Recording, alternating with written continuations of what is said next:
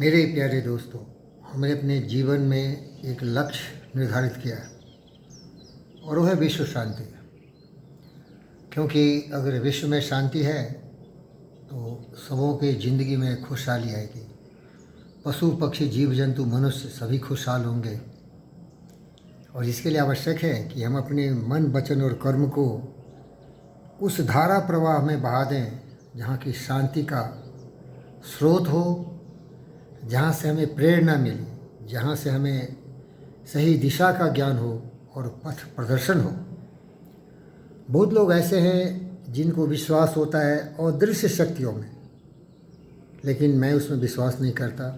मैं तो एक वैज्ञानिक हूँ, इसीलिए मैं उसी चीज़ पर विश्वास करता हूँ जिसको मैं समझ सकता हूँ, परख सकता हूँ, जिसकी अनुभूति कर सकता हूँ। जैसे न्यूटन ने गुरुत्वाकर्षण को खोजा, आइंस्टाइन ने थ्योरी ऑफ रिलेटिविटी खोजा, फोटो इलेक्ट्रिक का आविष्कार किया और एडिसन ने नए नए अनुसंधान करके हमें बहुत तरह की ऐसी वस्तुएं दी, electric light bulb and so on so fourth.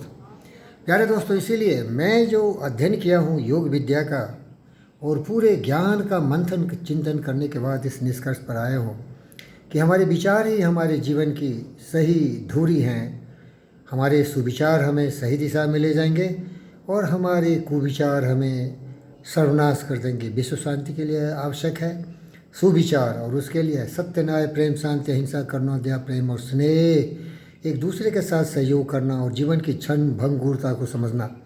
क्योंकि आए हैं सो जाएंगे, राजा रंग फकीर, एक सिंहासन चल चले, एक बंधे जंजीर। यहाँ कोई भी परमानेंट नहीं है, सारे इम्परमानेंट है। बुद्ध, ज्ञानी, महापुरुष जैसे अनेक व्यक्ति आए और हमें ये समझा के गए, लेकिन ये मूर्ख मानव कब समझेगा?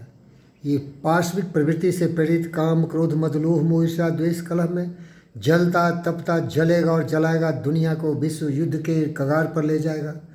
इसीलिए मैंने ये संकल्प लिया है कि इन सबों के विचारों को मैं बदल दूंगा और इनमें इस तरह की प्रेरणा पैदा करूंगा कि हमेशा अपने ज़िंदगी में ये सोचें कि मेरे मस्तिष्क में केवल सुविचार हों, सत्य की तरफ बढ़ें, असत्य से दूर हों। सत्य है प्रेम, दया, करुणा, स्नेह। अंधकार से प्रकाश की ओर जाएं। अंधकार है अज्ञानता का, जिसको हम त्याग दें, और जो ज्ञान की रोशनी है अगेन वही चीज़, प्रेम, दया, करुणा, स्नेह, सबके साथ मिलना, अपने बुद्धि को प्रयोग में लाना, उसको नियंत्रित करना और सही दिशा में उसे ले जाना। और इससे क्या होगा? अमृतत्व की प्राप्ति होगी। अमृतत्व का मतलब है कि हम कुछ ऐसा कार्य करेंगे कि ये हार, मांस और खून से लथपथ ये शरीर तो विलीन हो जाएगा पंचतत्व में, लेकिन रह जाएगा सच्चाई जिसे लोगों ने समझा, सोचा और हमारे सामने दिया।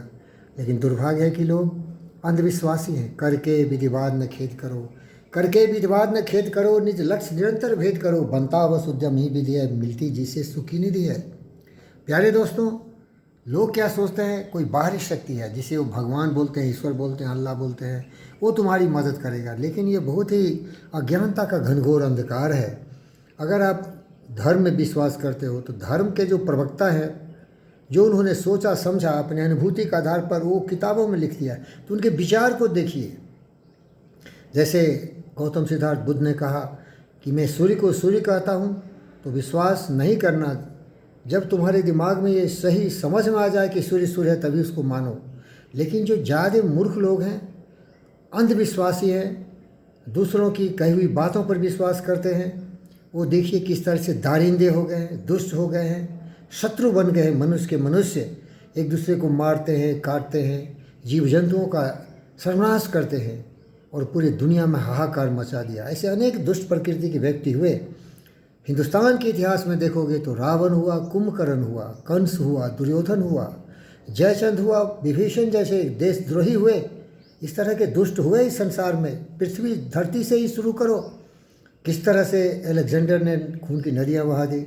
इस तरह से वो विजेता बनने आए थे, लेकिन वो मानवता के लिए बहुत बड़े दुश्मन थे। मनुष्य मनुष्य का शत्रु बन गया था। इसीलिए सोच पर विश्वास करो। असदो माँ सदगम्य, तमसो माँ ज्योतिगम्य, मृत्यु माँ मृतम गम्य, सम गच्छद्वम सम बदद्वम, समो माँ नासी जानताम, देवा भागम यथा पूर्वे संजानन उपासते। कहने का मतलब है कि हम लोगों में इतनी शक्ति हो, समृद्धि हो, ताकत हो कि सत्य का एहसास करें और सत्य से प्रेरित प्रकाशित मार्ग पर ही चलें और मानवता को नई दिशा दें। विश्व शांति की ओर। धन्यवाद।